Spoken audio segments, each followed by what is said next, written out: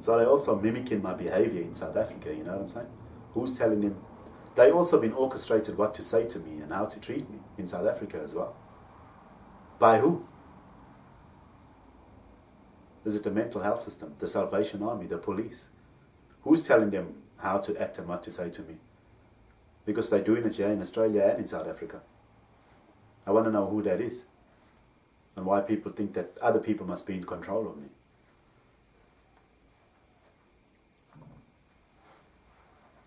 So I was pissed off because she didn't organise me a goal slit or Joey. The whole time I was there. That's all I wanted really from South Africa. After I found out everybody's treating me like a piece of shit, all I wanted was a goal slit. That was it, and I would have been happy. But they knew that because the system can tell what I'm thinking. They know what I'm thinking because they think I'm a pedophile. So they've got me under watch and they listen to me with technology. Because they think I'm some kind of deviant or something.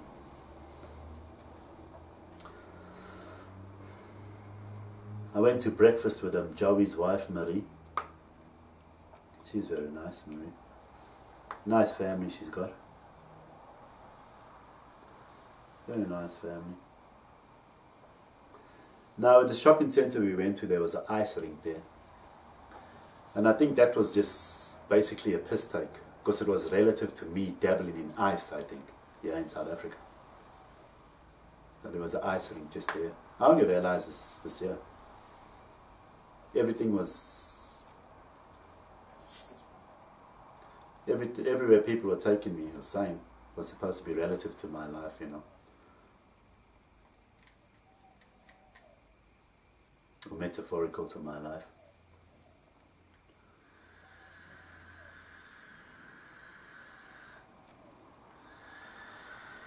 Emanuelle, the pastor, nice guy. This is Marie and them's dad. I think it's Marie and Leslie and Sacha. Anyway, so I met Emanuelle and his wife. Dion's wife, Celine, I think she's related to Haley's stepmom, Lorraine.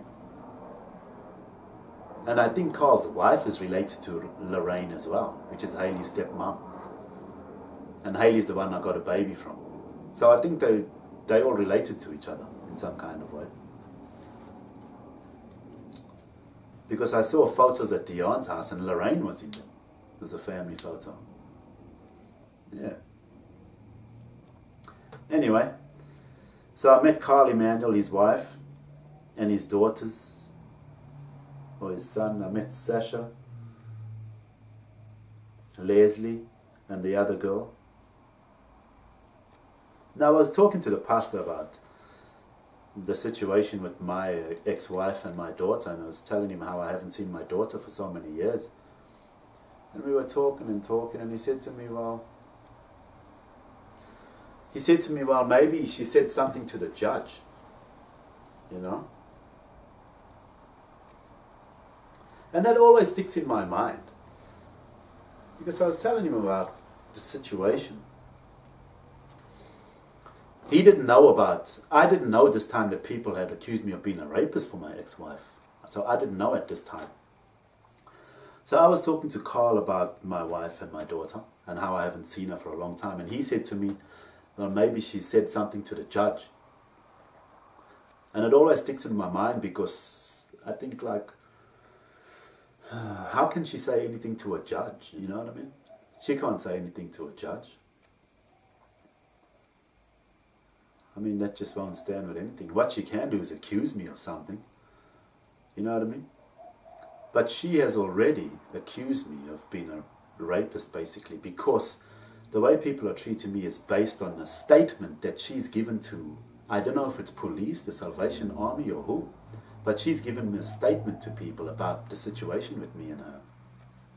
But anyway, Carl saying that she could have said something to the judge doesn't make any sense at all. You know what I'm saying? All she can do is accuse me of something in her life, which doesn't stand any credibility unless you take me to court. And then I also have my say in the matter. You know what I'm saying? So she can tell anybody anything, which will just be an accusation. But in order for it to go anywhere, I have to be involved as well, because I'm the other part of the story. So people have to question me as well. You can't just go based on hearsay, which is her side of the story. You know what I'm saying? So a judge doesn't have anything to do with anything, unless she takes me to court, and I haven't done anything wrong. So I'm not sure why I said that. It doesn't make any sense at all.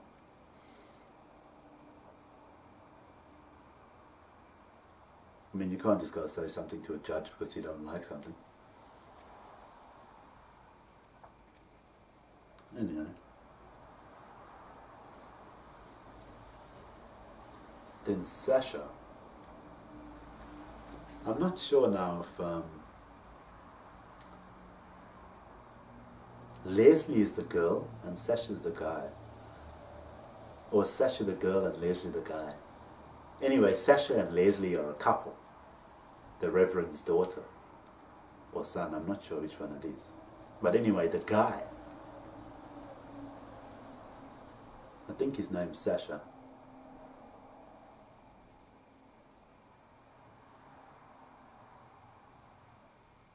I really wanted to get the names right because I don't want to get the wrong information. But anyway, the Reverend's, there's Sacha and Leslie, they're a couple. Right? Now the guy in the relationship, you know, the skinniest, weakest guy of the lot, he was sitting down at the end of the table, and I'm sitting here next to Joey. And I'm eating my breakfast. And every time I went to eat or do something, he'd say something or go, you know, he was fucking bullying me, like psychologically. Every time I went to eat or move something in my plate, every time I went to move, he'd say something and he'd do something, you know. And after a while I caught on to it and I'm like, hey, it made me so nar, you know. This I was sitting at the end of the table just fucking bullying me, mate, you know.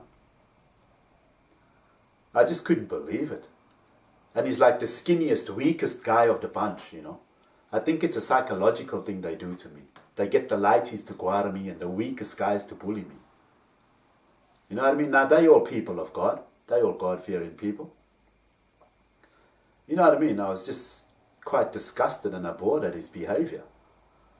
You know, I don't even know you. You're a man of God. You don't even know me as far as I know. How the hell do you know me? And who said you can treat me like a fucking piece of shit? Who said you can just bully me? I'm a 40-fucking-year-old man. And who the hell are you? Treating me like a fucking cake and a lighty and making me feel so swag. Skinny little fucking... Oh, you know what I'm saying? I didn't feel like that at the time. I didn't know why people were bullying me. Now I know why. It's because he thinks I'm some kind of pig, a dog, a dirty kind of rapist and all this shit. You know what I mean? But you're a man of God. And I believe that if you think that I'm dirty or a pig or a piece of crap in society, it's your job to help me more than it is to help other people that have everything in their life, isn't it? If you think I'm all this, a piece of shit in society, then isn't it your duty of a man of God to work on me more, to treat me like I'm the one that needs help, instead of bullying me like I'm a piece of shit? Isn't that what God-fearing people do? Why are you psychologically and mentally bullying me? If you think I'm a piece of shit, it's your godly duty to help me be a better person if that's what you think I am, if you think I'm a dirty person. You know what I'm saying? And then what do you want to do? Hide behind God as an excuse? Because as far as I'm concerned, that's just an embarrassment to God. You know what I'm saying? It's absolutely embarrassing, and why should I put up with that?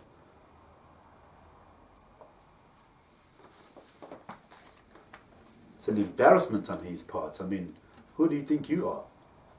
How do you know me and what I am? And who am I? And what I've done in my life? I'm 40 years old. Did you hear something about me in my life? and misinterpret it and take it the wrong way. And that you think you have a reason to treat me like a piece of shit. No, God said you must treat me better. If that's what you think of me, then I need more help from you if you're on God's side. How? You know what I'm saying? The people want to bully me. You should be feeling sorry for me if you think I'm all those things. You should have more respect for me and for himself.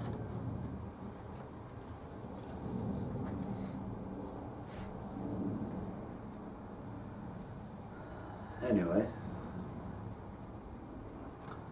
Una, Craig's sister, she had a little girl, beautiful little girl. Her name was Lea, little Lea. Oh, she's so cute. Hey. And she was saying some things upstairs one day, and I just couldn't believe what she was saying. And hey.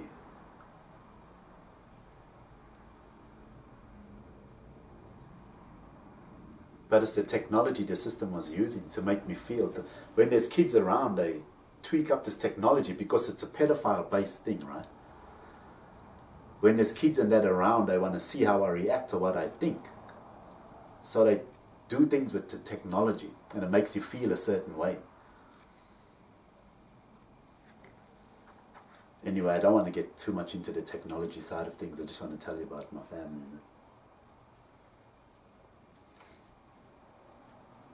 Yeah. Hey, but she was cool, man, little Lea. She always used to say to me, "It was you. It was you." And I would say, "It wasn't me. It wasn't me." And she'd go, "It was you." And then I'd say, "Okay, it was me." And then she'd go, "It was you for real." She's so cute. And now I realize they were making her say that on purpose to me. They're blaming me for something. You know what I'm saying? For everything. For being a bloody rapist, for being a criminal, for everything. For being a pervert. They got the kid to say that to me on purpose. It was you. It was you. Everything was metaphorical to my life. They were bullying me. It was you. It was you. Just taking the piss out of me, mate. Making a complete ass out of me. The lady across from Aunty Theresas, I came there. Jumped out of the car and she comes walking over the wall. She comes out of the wall and she's just looking at me like this now. Just trying to make me feel like a fucking idiot. You know what I mean? She's just staring at me and looking at me. I'm thinking, oh, what kind? But I know people are doing all strange shit at this time, so I'm just thinking, fucking whatever, man. You're just acting like a stupid, you know? Being stupid. Making me feel like a stupid-o. But look at you, you acting stupid. You're all acting like a bunch of bloody idiots. Making me feel like she's watching me, you know what I'm saying? This is the thing people are doing because they think I go around watching people. So now they all pay me attention, you know. And bad attention. They make me feel swag. They bully me, huh? What? Huh? They show me up. This and that. This is all my family. Hey, fucking, she looked like an idiot, making me feel like an idiot, man. There was a guy in an Audi. I don't even fucking know who he is. Except like a white Audi came up and he's like, "Hey, so how's your brother, you know?" Because even Joey and that. Joey was asking me about Rudy. "Hey, how's your brother, Ruth?" And I'm like, "Oh, yeah, he was in jail, this and that." They were bullying me about my brother, Rudy. Because he was in jail and this and that, and he got into trouble with the law. So it's like they're trying to say they're better than us. You know what I'm saying? Yeah, man. They were being swag, eh? I realized that they were taking the piss out of me and my brother. Now this guy in the white Audi jumped out, he's like, "Hey, so how's your brother?" And I said, "Oh, Biden, yeah, no, he's good. He's got a nice house and a couple of kids and all that." And then he goes, "Good." They all saying good to me, like, good. Like, like, good, you know. Like, guarding me, so. They all saying good to me like I've done something wrong and I deserve to be treated like shit, you know. The way they say it, like, good. It's not normal, you know. If I said, "Oh yeah, my brother's just alright, you know, he's good, couple of kids, nice house and that," then usually you say, "Oh yeah, that's good, man. Hey, no, like you know, but they'll say like, oh, good, good, good, the way they say it, you know. It's like they're saying, just they're guarding me because I don't have my house, my cars, my career, my jobs now, my brother's got it all and everything. So like they're saying good to me, like I deserve it, exactly. Like I still don't, I know why people took it away from me and the stories are not true. I didn't deserve it. I've lost everything and these people are treating me like I deserve it, exactly. What did I do? I want to know what I done.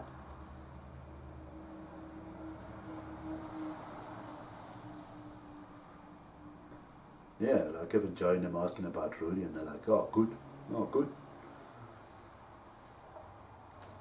Joey was taking me around for a drive there in South Africa. And they were just trying to scare me with the way people drive and all that there, exactly. Because I was at Uncle Monty's house.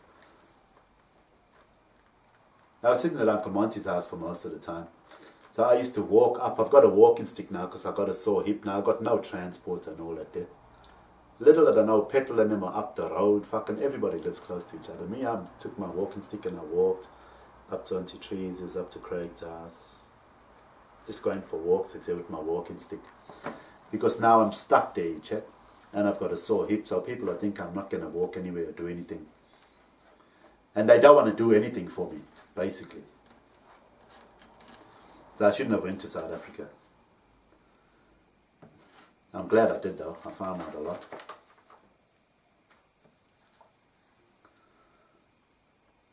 Yes. The Uncle Monty had a guitar and Marcel had a guitar and they were both missing one string. Now they done this shit on purpose, exactly. You know what I'm saying? They do shit like that on purpose for me. Because it's like, hey, there's always something missing, you know, or just, hey, something like that. Ask them. Ask them, see if they lied. They churchy people. See if they can lie to you about it. Fucking one string missing off the damn guitars. All acting so innocent. When I was at Marcel's house, motorbikes came past. Brum, brum, brum, brum, brum, 2 Scramblers. The same thing that they done here when I was staying at Brownie Towers. They used to come on their Scramblers and motorbikes and make a noise. And that was for me. I used to stand out there smoking, watching them and thinking, hey, noisy pricks. Little did I know that was all for fucking me, except this is the system bullying me. They done the same thing in South Africa there by Marcel's house. When I went with Nicole and Marcel, Nicole, and the little boy. Yeah. They sent Scramblers there on his road to fucking bully me, to make a noise. Can you believe it? They're doing the same thing in South Africa they're doing here in Australia. They're trying to psychologically make me believe. They think that I think nothing's going on. You see what I'm saying? Because they're trying to make this... They're getting my family and things in South Africa to happen the same way that they're happening in Australia. So psychologically, they're trying to make me believe that that's the world. That's normal. Bullshit. I'm not that bloody stupid, man. I just look that stupid when I dabble in a smoke and some shit. That's why. That's why they all think I'm that stupid.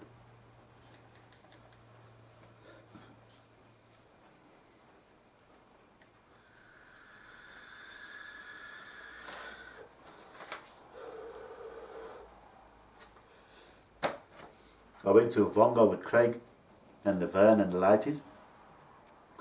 And they picked a shit weekend, they said. They knew it was going to be a shit weekend and raining. And they picked that weekend on purpose. Ask them. I bet you they'll tell you it's true. It's fucking boring there. I mean, it was okay, you know what I'm saying? But in the morning I'd wake up and take the car for a drive myself and I'd check out the beach and this and that there. Everyone's still sleeping and everything, this and that. The weather's crap, it's raining. They picked that weekend on purpose, This is what they were doing in my life. They didn't think I'd find out or I'd know. I figured it all out. They done it on purpose. They picked a shit weekend to take me out. Craig had a telescopic sight for his gun. he's a cop and he's sitting there trying to figure out this telescopic sight, and I'm thinking to myself, but you're a cop and you shoot guns for a living. How can you not know how to fucking use a telescopic sight? You know what I'm saying? That's what I was thinking that time. Now I realize he was just trying to relatively say to me that I'm a pervert, because they had a story about me looking through binoculars once. Fucking big deal, he said. You know what I'm saying? They heard that story, all of a sudden I'm a pervert. They heard me see your panties, all of a sudden I'm a pervert. Fuck, I lived with women half my life, he said. You know what I'm saying? Anyway, that telescopic sight that he had there was just relative to me being a pervert. That's about it. Asked him.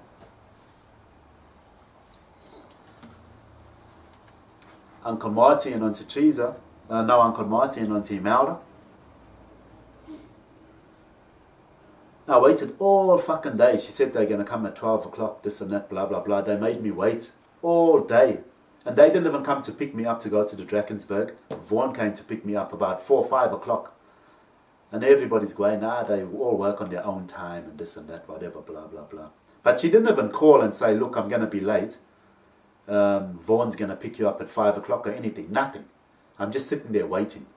You know what I mean? Just rude, you know. And people just think it's okay. They got absolutely no respect for me and no fucking nothing exact. Just treating me like a piece of shit.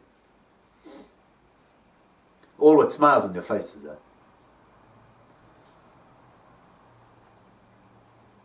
We went to the Drakensberg. Now we're driving at night.